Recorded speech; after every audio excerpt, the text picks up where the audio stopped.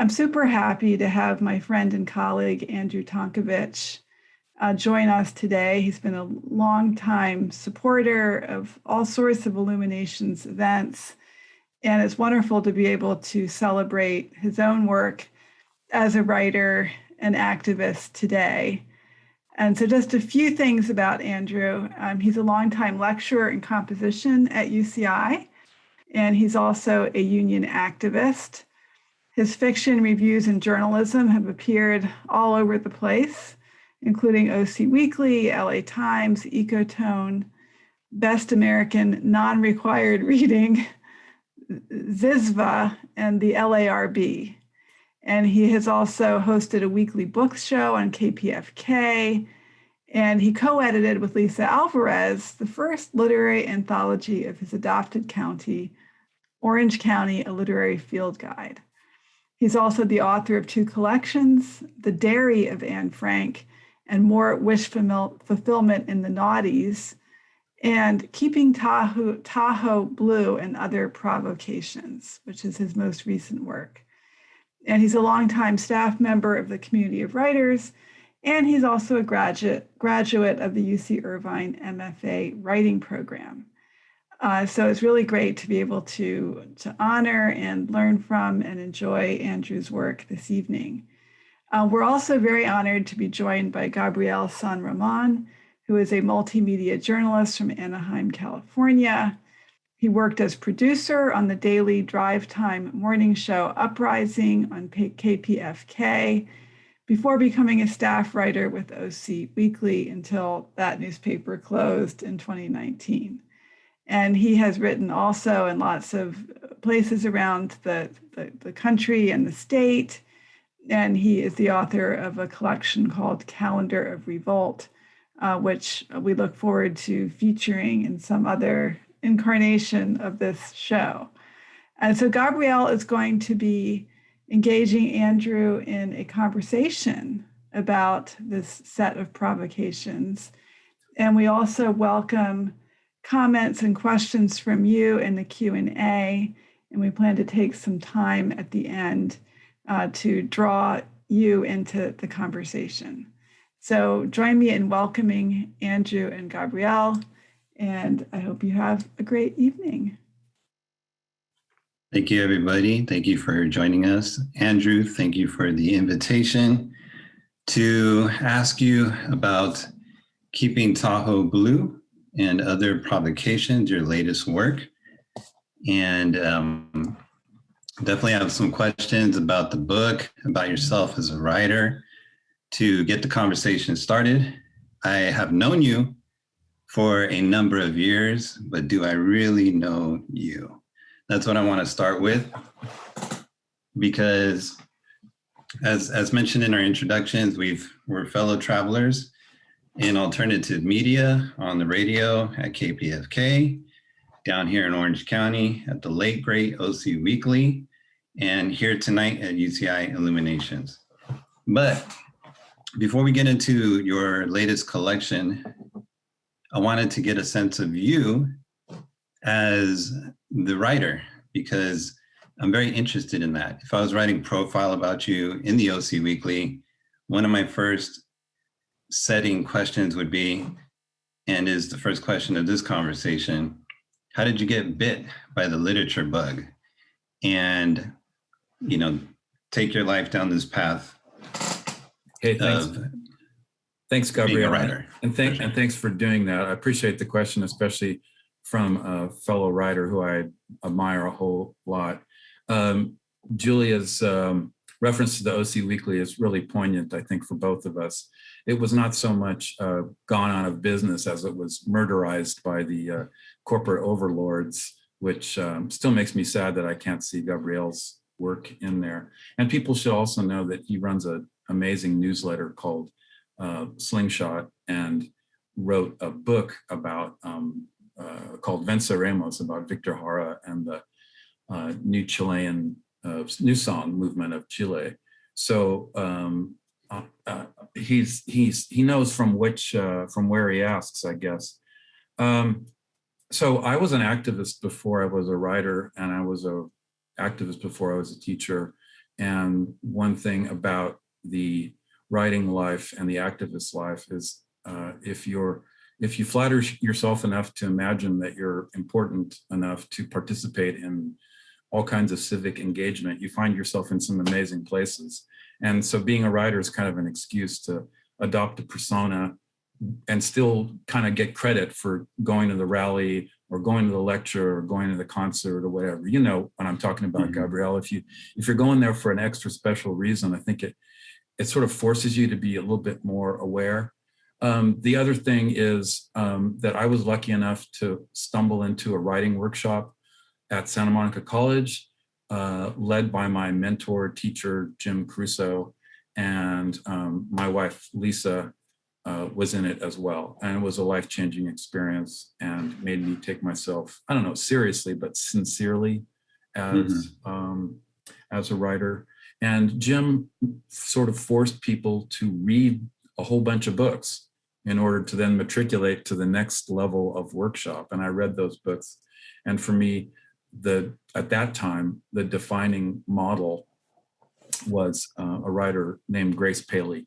And she seemed to do so much of the things that I admired. She was an activist, she was a thinker, she was a writer, she was funny, she was a poet.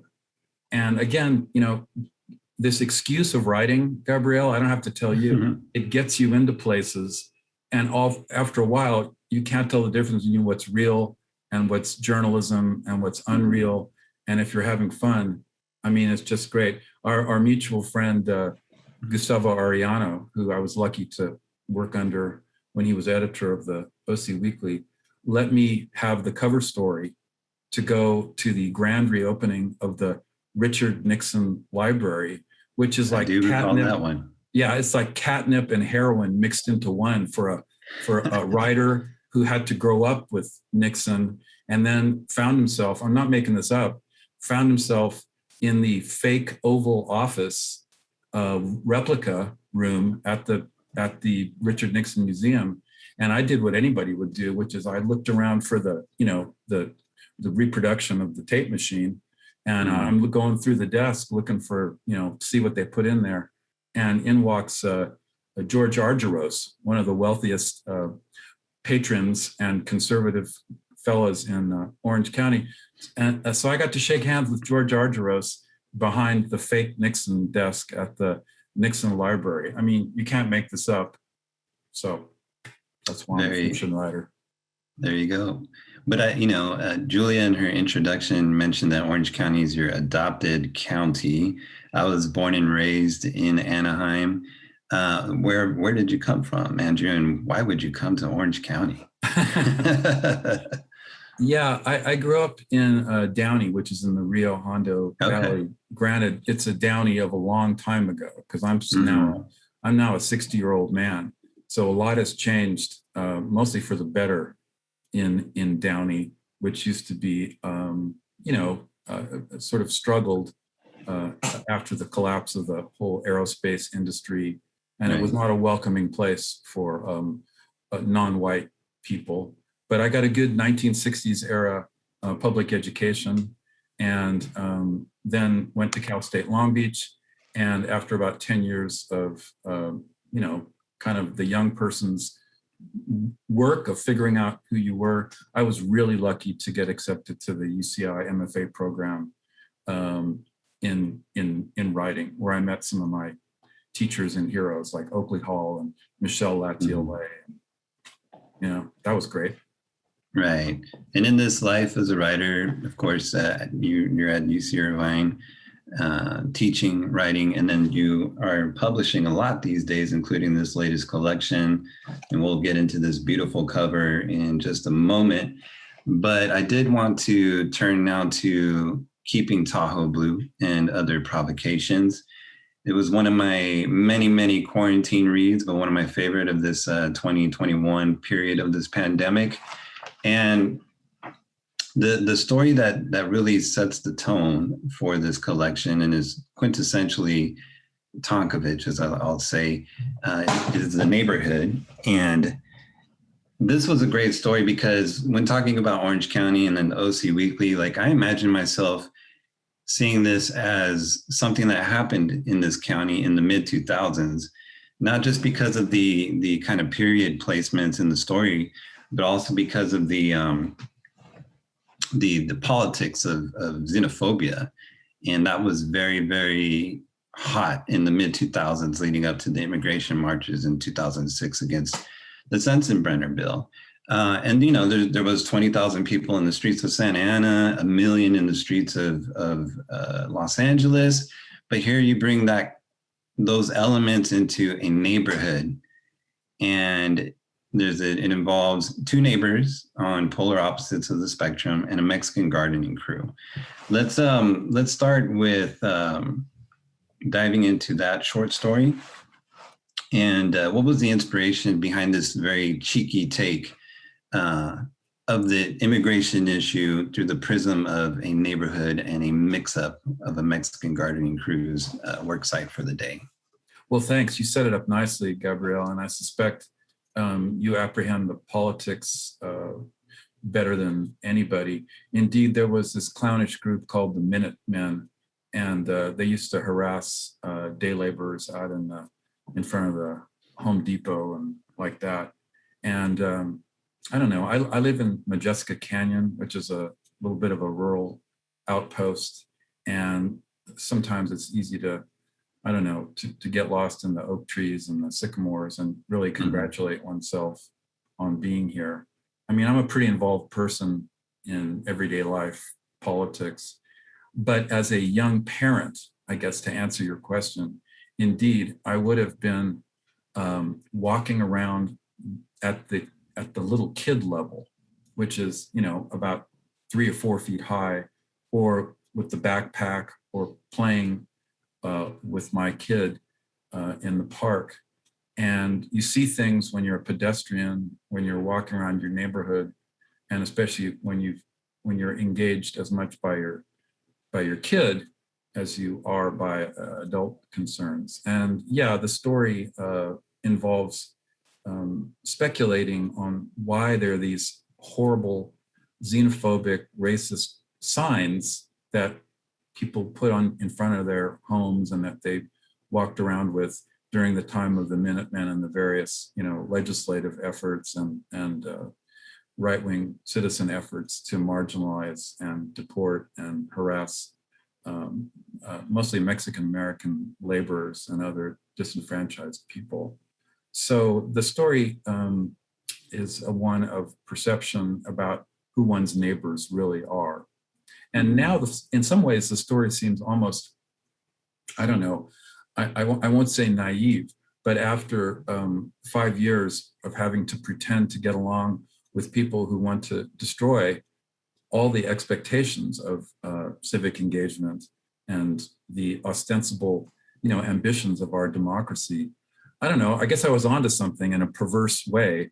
And I didn't mean it to turn out that way, folks, but, you know, 15 years later, or whatever it was after I wrote that story, I was then driving around with that same kid, and I had to see the odious, you know, Trump signs hanging.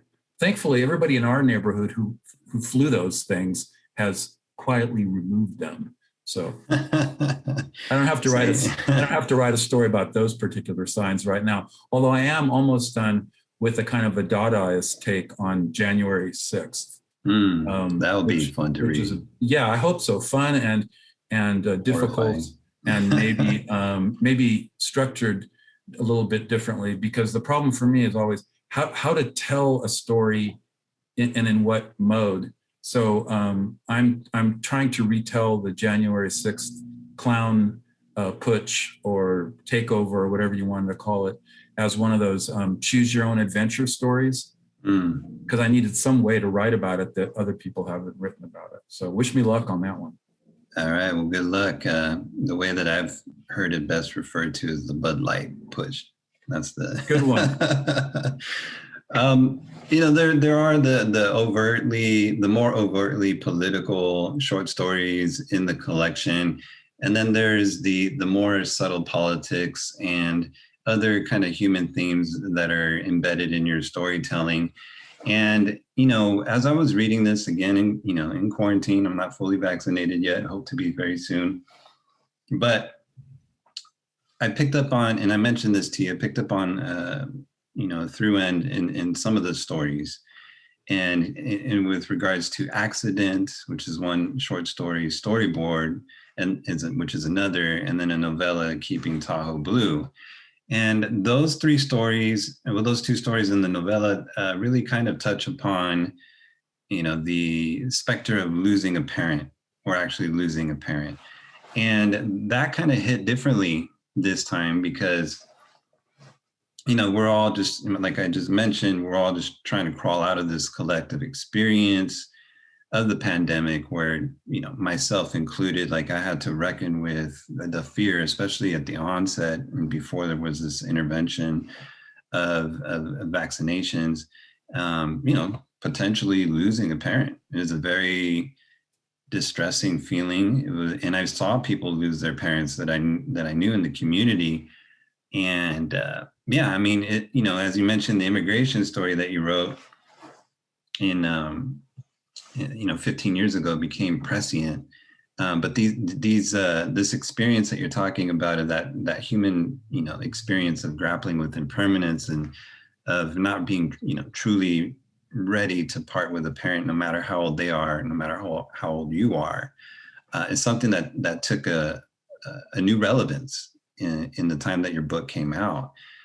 So as a writer, how did you approach that subject? And if you could put, reason to it, how did it,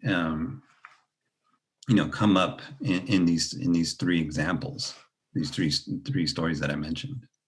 Well, thanks, Gabriel. It approached me. Again, I'm at that place where one discovers a certain kind of responsibility to take care of aging or dying parents. Both my folks passed away. I took care of one of them for quite a while, maybe in my own clumsy way. I say clumsy because I had kind of a difficult relationship with my folks who, they drew the short straw with me, and they got a pretty radical lefty early on, and they were just the opposite. All was forgiven when I delivered them a grandchild, so that's cool, and made my mom especially extremely happy. But I'm glad you noticed that. That had nothing to do with me, Gabriel. I have to do a shout out to Catherine Hake, another mentor and an amazing writer. Kate is responsible for What Books Press, and she encouraged me to submit my stories. God help her, I gave her about 35 stories because I had published fairly widely.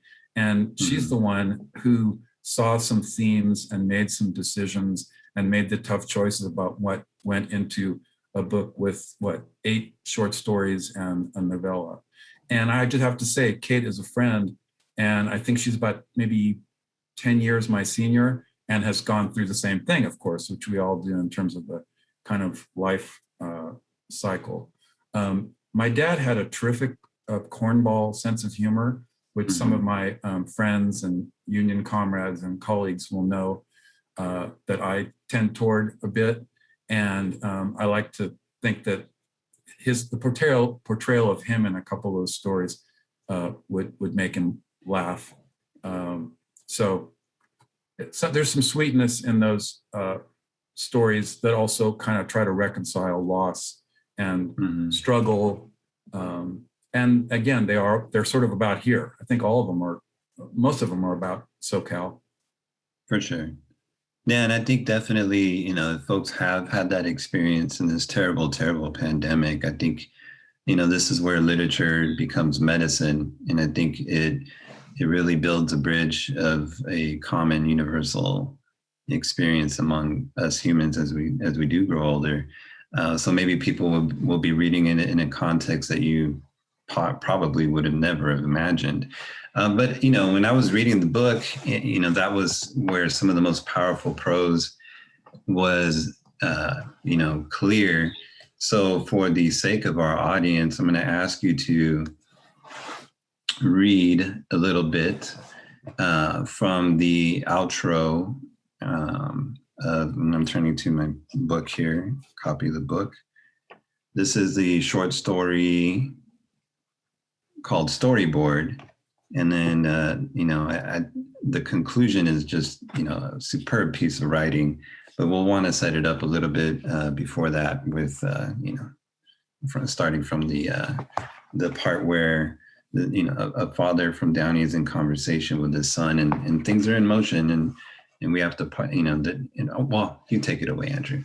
Hey, thanks. Yeah. So this is, I'm glad you like this one. It's, I guess, what you call one of the realist stories. And so there's a guy who very much resembles me, and he's making a kind of amateur home movie with artistic pretensions, and kind of discovers a little bit more about his father. And what I've tried to do is undifferentiate the filmic version from what's really going on in the experience of our sort of clumsy auteur here, who's trying his best to be an artist, but is also somebody's son, maybe. Yeah. So thanks. I'll read the last page. Thanks. I'm happy to show off my prose. In this scene, which was not so much a scene as real life, Dad calls. It's a scene in the movie. And I don't even bother to turn off the camera. Our conversation is about how right now it's a good time for him to sell the house before it becomes a terrible time to sell the house, which is the time everybody promises is coming. He's lived there forever and can't imagine moving. People say the bubble is going to burst, he says. Because I am drawing while I listen to him, I feel that I'm getting away with something, making good use of my time, more than just wallowing.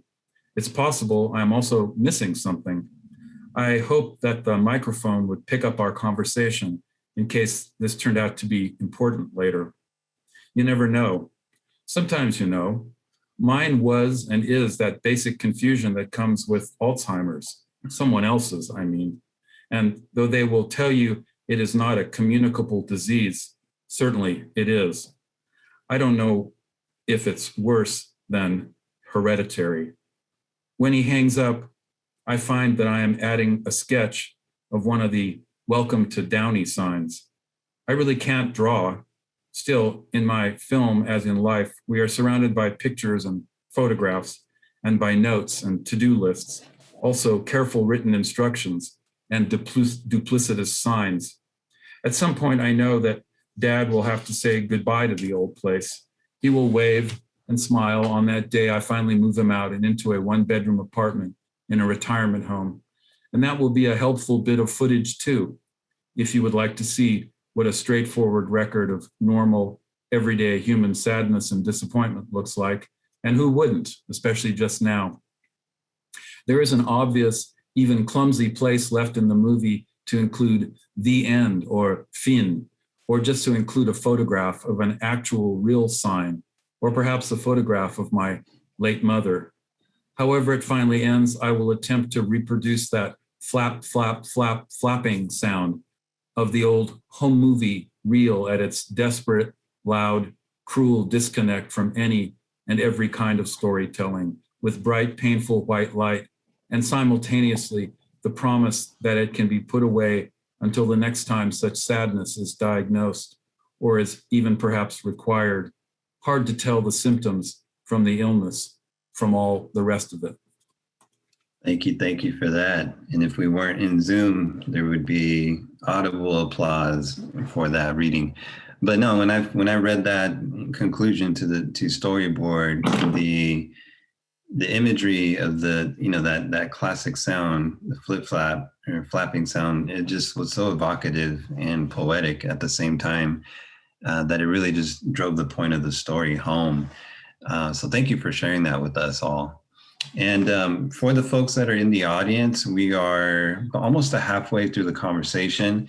We're going to take about the last 15 minutes or so of the event to take your questions in the chat box, and I will be essentially moderating that. So if you've got those questions percolating, we'll be turning to them very shortly. But another thing I wanted to talk about in terms of keeping Tahoe blue is, one of the things that makes it so accessible for me is the brilliant way of scene setting in Southern California. We just, you just read from a story that's set in Downey, but a lot of the other stories in the collection are identifiably Orange County, with a lot of the county's quirks and things that make it OC and everything that comes with that identity. So as a writer who wrote these stories for this, in this collection, how important is location to a story? And, like a city like Downey, for instance, or some of the other places that are in the book for you? Well, yeah, they're almost impossibly important.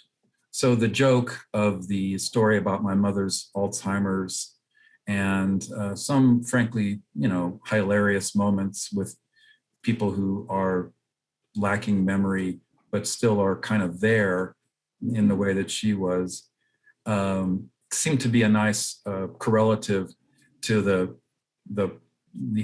sort of ongoing problem that apparently I noticed because I pay attention. It's my job as a writer, which was Downey is surrounded by 4 freeways, and a lot of pretty important thoroughfares go through their Imperial Highway. And what I noticed was that the 2 signs which welcome a person ostensibly to Downey didn't match. And I couldn't account for the difference in population on the one up by the 5 and the one off of the either the 91 or the 105. I couldn't remember. And I kept thinking, where the hell did those other 102,000 people go or whatever? So I couldn't help but just, since I know the turf, I couldn't help it. It was, writing is kind of like a puzzle. It's supposed to be a fun puzzle. And then Keeping Tahoe Blue is about a place that's very dear to me. I'm lucky enough to spend the summers up there as a member of the staff at the Community of Writers. And I spend a lot of time on the lake because I'm also a sea kayaker. And it's just one of the most beautiful places in the world. And so that novella, when you get a metaphor, you grab it, right? So it's supposed to be this pristine lake. And so I tried to juxtapose the nightmare of addiction and discontent and political challenges from a guy coming from from Southern California to a place that was supposed to be perfect. And, because life's like that, he finds this not perfect, I don't know what to call it, potential catastrophe at the site of this, world famous place of recreation and retreat and beauty. So, I mean, the job of a writer who's kind of a fabulist and also a realist is to kind of pick, well, do you write a short story about the physical sign of the right-wing fascist neighbor who you have to go by on your walk with your kid? Or do you let yourself trip into the dream world of a beautiful, beautiful lake? And that's how those 2 stories kind of turned out in terms of their formal invitations. I won't say demands, invitations. Well, let's talk about the cover, and I'll hold it up once more. As the cliche goes, you can never judge a book by its cover. But one of the great things about it is not just the writing in it, but the cover here, which is by a well-known and very important Chicano artist, Gronk. So I was curious about how the Gronk and the Tonk teamed up for this effort. Thank you for that. Yeah, so even if the stories are lousy, folks, you still have an original Gronk, and you can put a frame on it and hang it on your wall. So Gronk is an amazing supporter, booster of the arts. He's a legend, and what a thrill to be invited to come to his studio and basically pick out any image that he left lying around. Lisa, my wife, spotted this one early because we'd actually visited his studio in downtown LA before. And the great thing about What Books Press, please go to their website, and you can buy books by the other three writers who came out last year, Elena Karina Byrne, Daniel Takeshi Krauss, and Stella Hayes, two poets and a fiction writer every year. What Books Press, they publish a total of 4. And one of the great things is you get to pick a Gronk cover for your book. So we got to go to a little party and again, meet him and hang out with the people. And Lisa just had an amazing eye and saw this one particular image, which of course has this sort of meta feel to it. And it's blue and it's got a guy in the water. So again, I lucked out. There you go. All right. Well, as I mentioned, the pandemic earlier in the conversation, it's been an interesting time for writers. Some of my author friends expressed like a difficulty around this time last year, just with how suddenly everything shifted in terms of life, work, family, vocation. And, you know, if you were an artist, if you were an author with a book, you wouldn't, you know, you were thrust into the world of Zoom, which has taken care of us ever since. And then, you know, there's folks that have just completely retreated into the world of writing to get through the pandemic. Obviously, teaching, you know, is a different experience this past year into this year than ever before.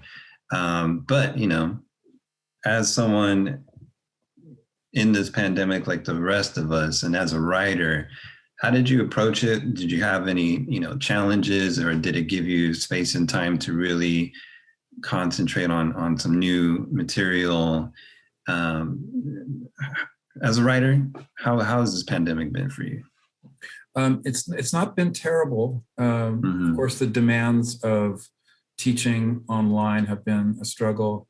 I'm also a proud member of the Lecturers Union, and we're working on a contract because our work is hard to begin with, and we're unfortunately undervalued, I think, as higher education professionals. You can see that I just stay busy. That's my thing, and staying busy as a writer means being able to maybe write some reviews and booster other people's work. Also, you know, I edit a magazine called the Santa Monica Review. So when I was feeling a little bit blue, pun intended, whatever. When I was feeling depressed and sad, all I have to do is go to the box of manuscript submissions that's quite large and look for, and then be delighted to find writing by other people. And so I've already put together the contents for the next 2 issues of the Santa Monica Review. I'm way ahead of time there. And then I'm working on a second collection. Publishers, if you're interested, tentative title, Civic Engagement. And it's more stories that have been published and a few that have not, including a couple of novellas. So I've been trying to stay engaged and fight the really overwhelming grief and anger about what we've all had to, you know, go through for the past year. Yeah, it's been a challenge to put into words. I think we'll need to have a little bit of distance before we start to really meditate and render meanings on this collective experience. If you don't mind me saying, Gabriel, so this is where worlds collide really nicely. And I hadn't even thought about this until now. So you and I both used to work for the OC Weekly, and the through line for me was that every week, no matter what, I got to write one of those picks of the week. And as a writer, that's a wonderful challenge, because in 150 words, you have to be entertaining and inviting and maybe a little bit funny and get people to be interested in going to a rally, opera, film, theater, reading, or whatever. And so, you know, I had to fill out an invoice to get paid for my little writing gig at the OC Weekly. Now it's been like months and months and months since there was an OC Weekly, I open up my manuscript box, which gets forwarded to me by the college, to read stories for the Santa Monica Review. And I don't think I told you this, Gabriel, but I got a story from a woman whose name I recognized, had no idea she was a writer. She had been the person who processed my payments for the OC Weekly. Her name's Lisa Black. She's written an amazing COVID story, the first really amazing COVID story that I got. And of course, I'm the last guy to know this. She's a theater person. She went to UC Irvine. She's multi-talented. So that just cheered me the heck up. That was wonderful. And boy, I needed that kind of a story. I predict I'm going to get dozens and dozens and dozens of COVID stories. And this one just, it just flew. So that you can look for that in a good future. Excellent. And Lisa is here with us. Hello, Lisa. Oh, good. Miss you. All right. Thank you. We miss Lisa. you for sure. And you mentioned that to me in an email before tonight's event, but I didn't know what it was about. So I'm very excited to read the work of my former colleague, Lisa Black, who had a column at the Weekly called Painted Black, and was a joy to be around in the office because of that theater background that you mentioned. She kept things lively, even when it got a little too quiet towards the end. She definitely brought her energy to the office. And well, we're getting a little bit close to Q&A, so I'll have a few more questions. And if people are shy, I'll have some of my leftover questions for you in that Q&A section. But I did want to learn a little bit more about this concept that you employ, in the description of keeping Tahoe blue and other provocations, of mixing realism with unrealism. What's behind that concept, and how did you find it to be useful in your storytelling, with some examples from the book? Hey, thanks. So this is a line I pull out all the time because I admire it so much. I'm a huge fan of the singer, songwriter, activist, Billy Bragg, and he says about his audiences that there's the political folks, and then there's sort of the love song and art house folks, and they're like two kinds of peanut butter, right? The crunchy and the smooth.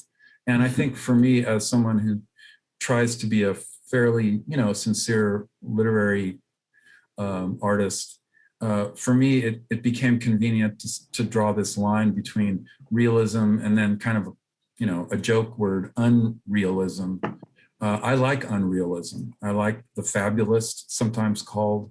My inspirations are Jim Crusoe, Stanley Crawford, Joy Williams, Amy Bender, who I know and who also went through the MFA, Kafka, Robert Walzer. I could go on, and God help me, I do when I teach.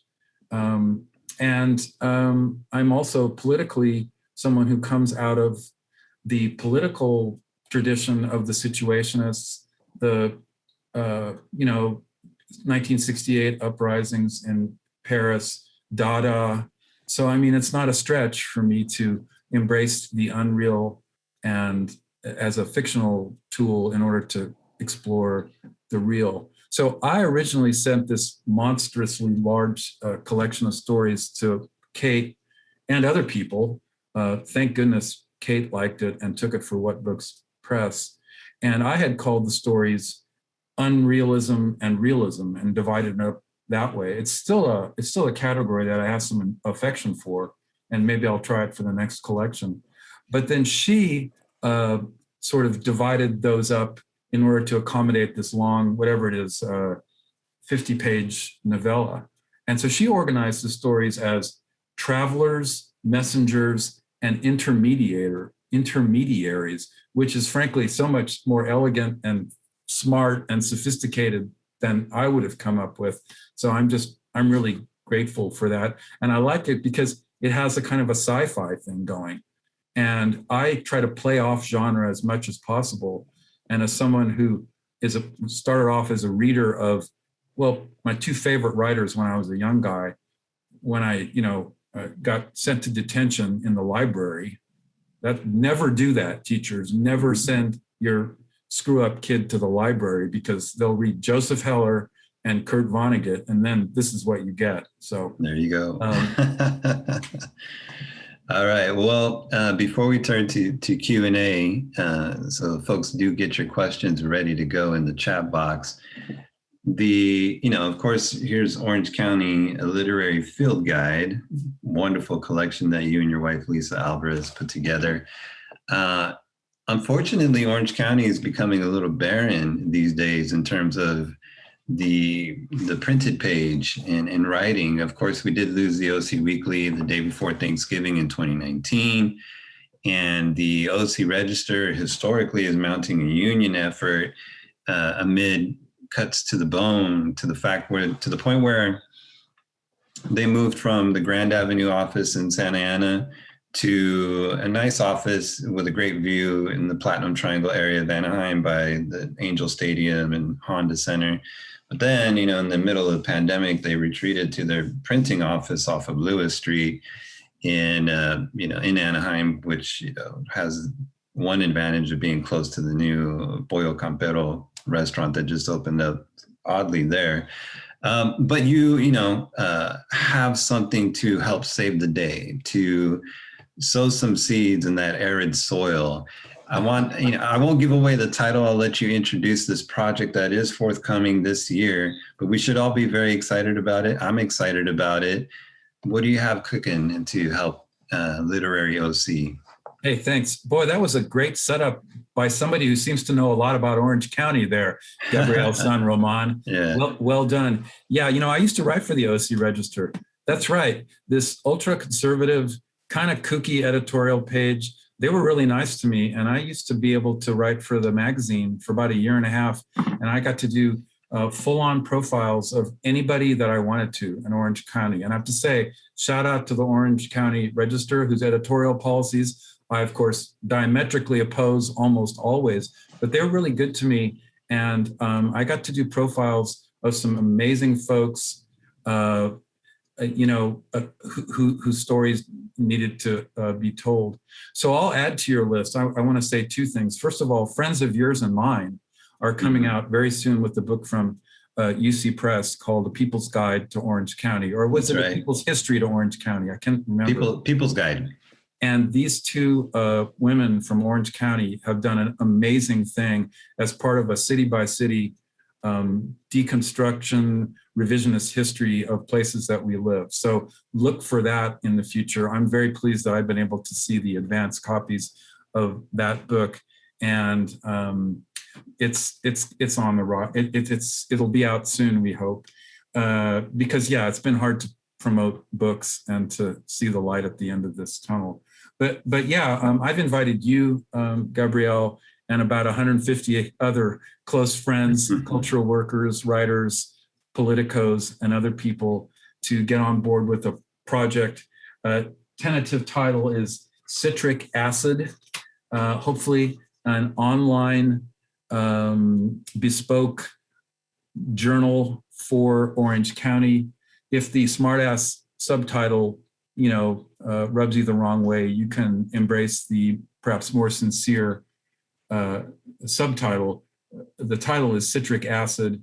I think that speaks to my own humor and sense of playful irony.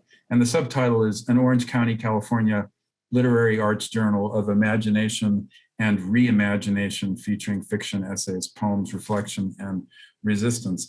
I'm frankly inspired by David Yulin's new project called Air Light, which comes out of USC, and the LA Review of Books, which are kind of north of us, Southern California. As you know, Gabriel, Riverside and the Inland Empire has been amazing lately with the Inlandia Project, and so many writers coming out of UCR, out of Redlands, out of that territory. So frankly, I felt like I need to jump in before somebody stole Orange County, because as you know, Lisa Alvarez and I like to claim the OC literary turf a little bit as our own. So I've invited a number of friends to join me in this crazy project, and I'm hoping that it can come together by fall. Thanks for helping me plug it. Yeah, for sure. Citric acid is an amazing name. It is perfect for the lands that we live in here. And yeah, my worry has always been that young writers won't have a place to call home in their home, but citric acid will be one such place. And, that just speaks to the resiliency of the word, that even as it's stamped out and magazines disappear, alt weeklies disappear, page counts disappear from the daily in town, there's always going to be this effort to express and everything. So that pretty much wraps up the first part. I want to open up the question and answer period of this conversation. And you can either signal to our folks that you would like to ask the question live, or as a moderator, I can read the questions that you type up in the chat box. Whatever is your preference, but we do have the very wonderful Lisa Black ready to go as a panelist to give us a live question. Lisa, how you doing? I'm just still blushing from the unexpected shout out and total praise and nostalgia for OC Weekly. I miss you all. And my question is also about the pandemic, but it's for both of you in terms of, as activists, how did the pandemic affect you? I know I really wanted to hit the streets, but I was so terrified of getting COVID that I didn't. So I wrote postcards and did whatever I could from home. So I wonder what the both of you did. All right, Andrew, I'll let you go first and then I'll chime in.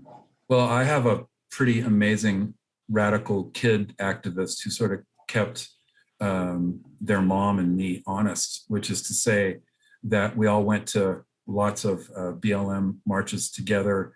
It's kind of a spooky thing, walking down a major thoroughfare in Irvine on a Saturday, number one, completely taking the street, which was one of the most beautiful experiences I've ever had, with probably 600 or 800, mostly young people, on a march to Irvine City Hall. But part of the practical reason that we were able to take the street, and this is a COVID story, is because you had to be socially distanced.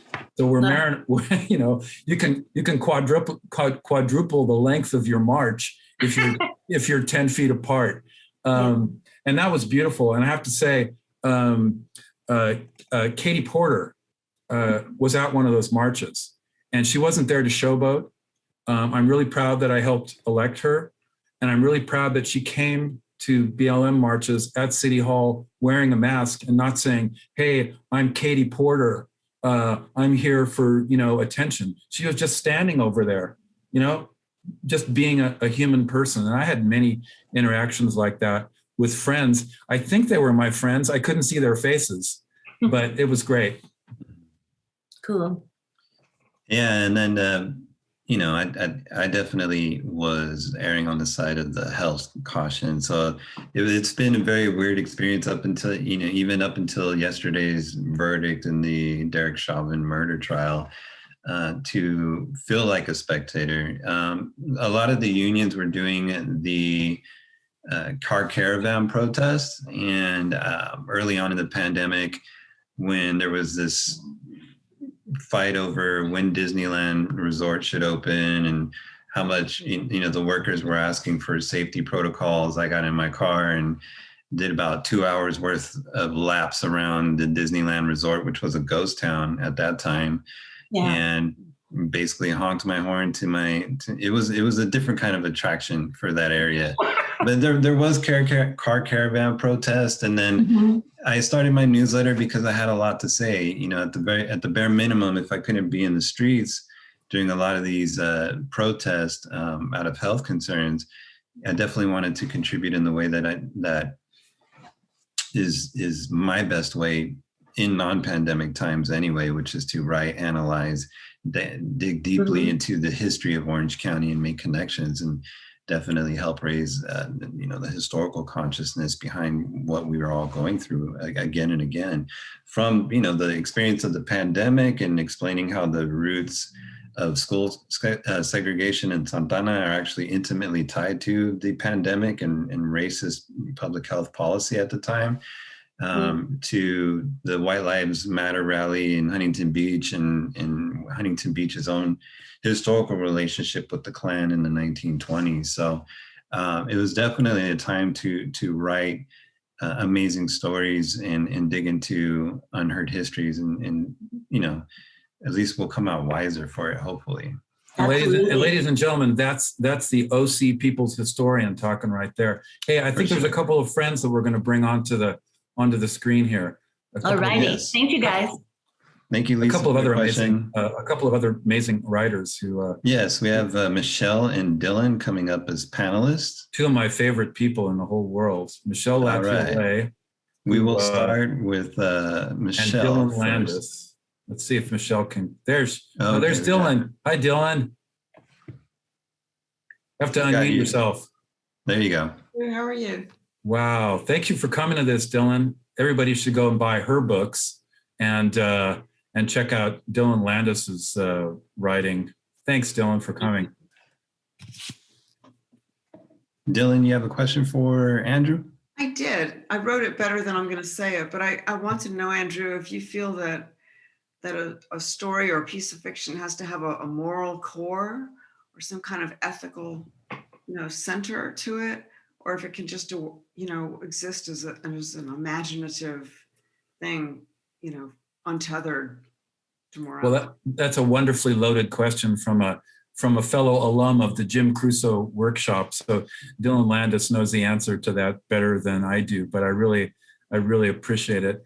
I'll just be a smart aleck and say, yes, of course. But part of my job is to make fun of the moral core a little bit too, because my sense of the opportunity to write is also, to kind of make some theater out of it as well. But yeah, I'd like to imagine that there's a kind of, artistic ethic and moral core, and not just, entertainment. I mean, maybe people read stories a second time. They read it the first time and maybe there's a laugh or something that moves them. And then maybe they read it, at least I do. I read the story a second time and, I kind of get it. So nice to see you, Dylan. You too, Andrew.